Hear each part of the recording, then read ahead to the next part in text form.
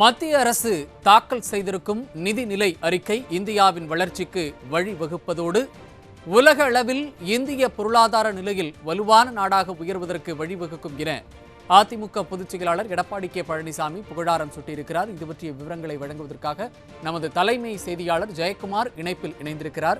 அவரிடம் கேட்கலாம். ஜெயக்குமார், வணக்கம். இது பற்றிய கூடுதல் விவரங்கள். வணக்கம் சைது.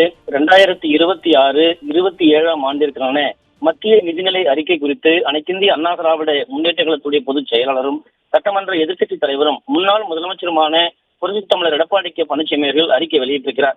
அவர் வெளியிட்டிருக்கக்கூடிய அறிக்கையில் இந்திய நாட்டில் 2025-26 ஆண்டிற்கான பொருளாதார அறிக்கை கடந்த 29/1/2026 அன்று வெளியிடப்பட்டுள்ள நிலையில் 2026-27 ஆண்டிற்கான நிதிநிலை அறிக்கை மாண்புமிகு பாரத பிரதமர் திரு நரேந்திர மோடி அவர்கள் தலைமையிலான மத்திய அரசால் இன்று, அதாவது 1/2/2026 ஞாயிற்றுக்கிழமை நாடாளுமன்றத்தில் தாக்கல் செய்யப்பட்டுள்ளது. தொடர்ந்து 9வது முறையாக நிதிநிலை அறிக்கை தாக்கல் செய்து புதிய வரலாற்று சாதனை படைத்துள்ளது. மாண்புமிகு மத்திய நிதி அமைச்சர் திருமதி நிர்மலா சீதாராமன் அவர்களுக்கு தனது மனமார்ந்த நன்றியை தெரிவித்துக் கொள்வதாக அனைத்திந்திய அண்ணா திராவிட முன்னேற்ற கழகத்துடைய பொதுச் செயலாளர் சட்டமன்ற எதிர்க்கட்சி தலைவர் முன்னாள் முதலமைச்சர் புரட்சித் தமிழர் எடப்பாடி கே பழனிசாமி அவர்கள் வாழ்த்து தெரிவித்திருக்கிறார்.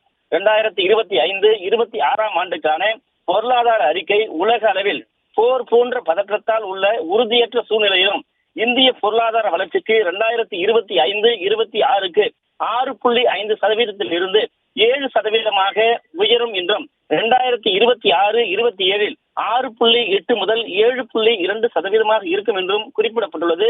இது பொருளாதார நிலையில் இருந்து இந்தியா வலுவான நிலையில் உள்ளதை காட்டுகிறது என்று அனைத்திந்திய அண்ணா திராவிட முன்னேற்ற கழகத்துடைய பொதுச் செயலாளர் புரட்சித் தமிழர் எடப்பாடி கே பழனிசாமி அவர்கள் புள்ளி விவரத்தோடு எடுத்து காட்டியிருக்கிறார். இந்த சூழ்நிலையில் 2026-27 ஆண்டிற்கான நிதிநிலை அறிக்கையை மேலாண்மையை, அதாவது வலுப்படுத்துகிற வகையிலே நிதி பற்றாக்குறையும் பொருளாதார உற்பத்தி மதிப்பில் கடன் அளவை குறைக்க எடுத்துள்ள முயற்சியும் வரவேற்கத்தக்கது என்றும் இது வருங்கால பொருளாதார வளர்ச்சியை மேலும் வலுப்படுத்தும் என்றும் குறிப்பிட்டிருக்கிறார். இறக்குமதியை குறைக்க, உள்நாட்டு உற்பத்தி அதிகரிக்க, ஆராய்ச்சி உற்பத்தி, உயரும் தொழில்நுட்பம் சார்ந்த கட்டமைப்புகள் மேம்பாடு, செயற்கை நுண்ணறிவு, மின்னணு சார் உற்பத்தி, மருந்துகள், ஜவுளி, கண்டெய்னர் உற்பத்தி போன்ற துறைகளில் உற்பத்தியை ஊக்குவிக்கக்கூடிய வகையிலே பூங்காக்கள், உயிரி மருத்துவ பூங்கா, உற்பத்தி மண்டலங்கள் போன்ற பல முயற்சிகளை இந்த நிதிநிலை அறிக்கையில் முன்மொழிந்துள்ளதை பாராட்டுகிறேன் என்றும் இதற்கான நிதி ஆதாரங்கள் உறுதிப்படுத்தப்பட்டுள்ளது. குறிப்பாக ஜவுளி மேம்பாடு திட்டத்திற்கு திருப்பூர், கரூர் போன்ற பகுதிகளுக்கு பயனளிக்கக்கூடிய விதமாக இருப்பதையும் அதிமுக பொதுச் செயலாளர் புரட்சித் தமிழர் எடப்பாடி கே பழனிசாமி அவர்கள் வரவேற்றிருக்கிறார். சரக்கு வேக வழித்தடை பாதைகள், வேக ரயில் பாதைகள், நீர்வழி பாதைகள் மேம்பாடு போன்றவை போக்குவரத்து துறையிலே ஒரு பெரும் மாற்றத்தை ஏற்படுத்தும். அதாவது ஆயுர்வேதம், கால்நடைத்துறை முதலியவற்றை முன்னுரிமை வழங்கியிருப்பதை பாராட்டுவதாக அனைத்திந்திய அண்ணா திராவிட முன்னேற்ற கழகத்துடைய பொதுச் செயலாளர் புரட்சித் தமிழர் எடப்பாடி கே பழனிசாமி அவர்கள் வரவேற்று வாழ்த்தி இருக்கிறார்.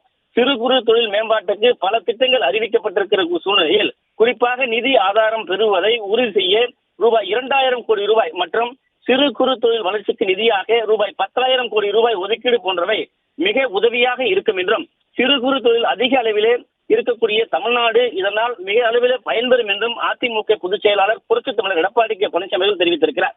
இந்த நிதிநிலை அறிக்கை இந்தியாவினுடைய வளர்ச்சிக்கு வழிவகுப்பதோடு உலக அளவில் இந்திய பொருளாதார நிலை வலுவான நாடாக உயர்வதற்கு வழிவகுக்கும் என்பதால் மாண்புமிகு பாரத பிரதமர் அவர்களுக்கும் நிதி அமைச்சர் அவர்களுக்கும் எனது மனமார்ந்த பாராட்டுகளை தெரிவித்துக் கொள்வதாக அனைத்திந்திய அண்ணா திராவிட முன்னேற்ற கழகத்துடைய பொதுச் செயலாளரும் சட்டமன்ற எதிர்க்கட்சி தலைவரும் முன்னாள் முதலமைச்சருமான புரட்சித் தமிழர் எடப்பாடி கே பழனிசாமி அவர்கள் மத்திய பட்ஜெட் குறித்து வரவேற்று வாழ்த்து தெரிவித்திருப்பது குறிப்பிடத்தக்கது.